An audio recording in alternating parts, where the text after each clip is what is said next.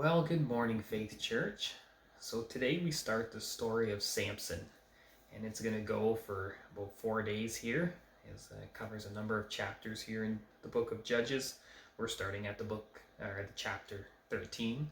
Start the story of Samson, and we come again here. This book of Judges. Samson's going to be the next judge, and so the chapter 13 kind of starts with that cycle again. It says, "And the people of Israel again did what was evil in the sight of the Lord.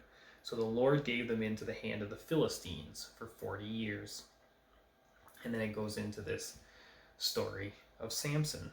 And so Samson was, here in chapter 13, we hear about his birth. And an angel comes to his parents. And his mom had been barren. They hadn't been able to have any kids.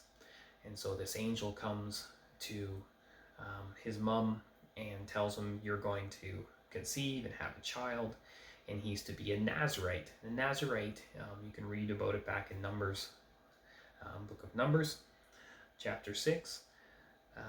And a Nazarite just kind of means consecrated. And so he's going to be consecrated. And so there's these things. He wasn't supposed to have any strong drinks, no alcohol, not even to kind of even go anywhere near that. So like, don't even drink grape juice, don't go in a vineyard, kind of stay far away from it. Had to be kept clean.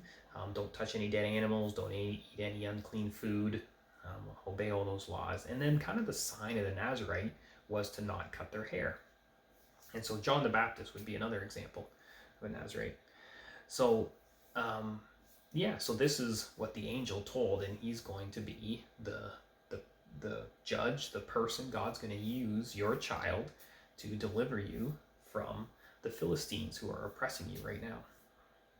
So the angel comes and leaves, and then the wife runs to her husband and says, an angel just came and said this is what's going to happen. And so the husband didn't have to be there, so he prays. And so one of the things here we see is that Samson's parents were devoted followers of God. They, despite the fact that much of Israel had, as it said there in verse 1, was doing evil in the sight of the Lord, here we have a couple, much like John the Baptist's parents, and that are devoted to the Lord, that love the Lord, and they pray to him. And so the husband prays and said, will you send him back? Will you tell me, give me the message? And so the angel comes back to see them both, and explains again the message, and they honor God and offer a sacrifice there, and then the angel goes up to heaven. Interestingly, they ask the angel his name. Now, angel, the word translated angel in the Bible is often just the same word as a messenger, and so depending on context, but basically, I mean, that's what an angel is, right? A messenger from God. So it could just be, who's a messenger? Well, the name that he says his name is Wonderful.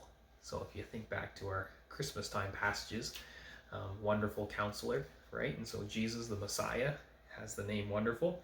So some people would say, hey, maybe it was Jesus coming down here to talk to them. He was the messenger that was sent. But anyways, all we know is it's a messenger from God who brings this news, and that Samson is going to be this Nazarite, and he was going to have this special calling to deliver the Israelite people from the Philistines.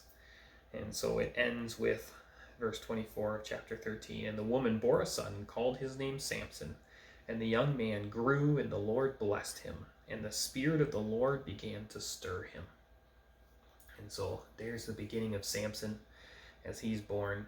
And so we're going to look at this over the next couple days. And the theme here, or the thing we're going to look at, is here's this man that was given this special calling by God. For him, it's to deliver them from the Philistines. But God's given him a special calling. And then I'm sure we've all remember from Sunday school, what he was given a special gift of this incredible strength that God gifted him with, superhuman strength. And so that was this special gift. And so as we go through that, I want us to be thinking about over the next couple days about what is the calling God's given to us.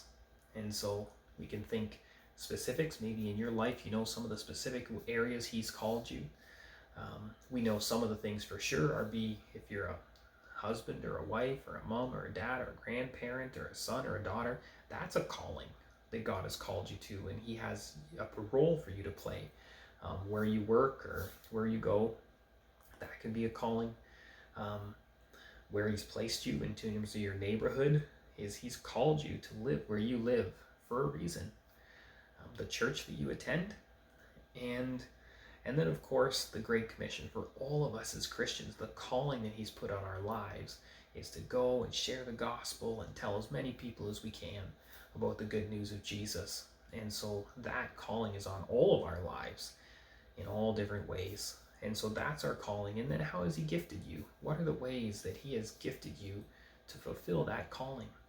And so as we go through the next couple days here, looking at Samson, we'll see how he used in good ways and didn't do well in using his gift in order to fulfill his calling, and see what we can learn from that.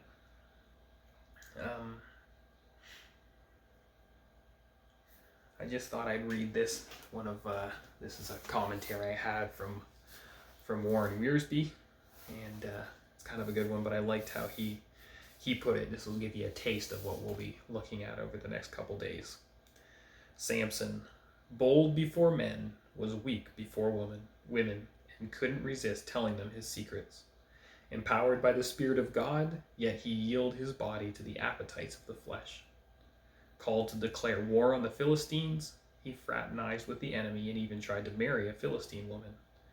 He fought the Lord's battles by day and disobeyed the Lord's commandments by night.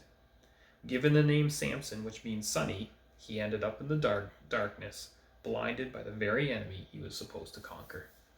And so that was just kind of Wiersbe's introduction to these few chapters, but I thought that kind of really gives a picture. And as we look at all that God has called us to and how he's gifted us to fulfill that, we'll be looking at that as we look at Samson in the coming week. So with that, I pray that take a moment to think about how God has gifted you. Take a moment just to ask the Lord to give you opportunity to use those gifts and those relationships in the places that he's called you to share the good news of Jesus. God bless.